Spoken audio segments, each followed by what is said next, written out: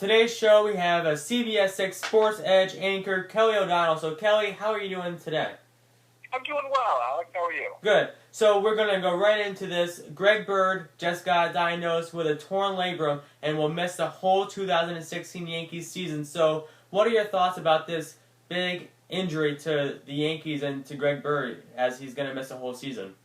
Well, the good news for the Yankees is that it's happening in early February, so there's plenty of time to come up with a game plan to figure out, what they're going to do at first base. Now, even though he would go into this season as somebody that you would expect to get a lot of reps and be able to provide some power in the lineup, somebody who had 261 last year, 11 home runs, 31 RBI.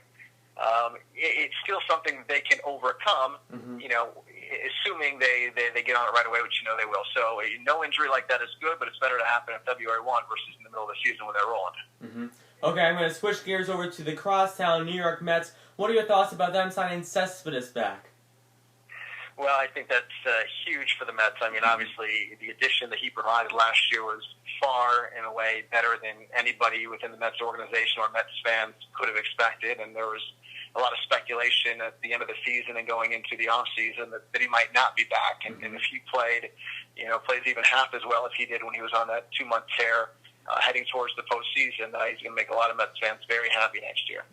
So entering in the 2016 baseball season, do you see the Mets trying to finish what they started at the end of last season? I think that they would have as good a chance as anybody in the National League. I mean, the Cubs are a team that a lot of people are going to be very high on coming into this season. But you can look at the Mets lineup and particularly their rotation, which is as good as any team in baseball, and there's no reason why they're not going to be right there at the end of the season the way they were last year. Okay, let's switch gears to football as the Super Bowl is coming up fast. So what's your prediction? I had the Panthers. What's your prediction? Well, if you're going to hold me to a team and a score that, my name was going to be by and I'm trying to get the game right, then I would say Panthers are going to win by, 10 points, I guess. But with that being said, I'm a big Peyton Manning fan. I'm a big fan of kind of what he represents and what he's meant to the game of football, considering he's from or played in Indiana for so long, which is where I'm from. So I'd love to see him go out with a win. And it's kind of been a magical ride over the last month or so for him, the Broncos. I'd like to see it continue, and it'll make for a better story if it does. The fact that they'll go into this game as an underdog.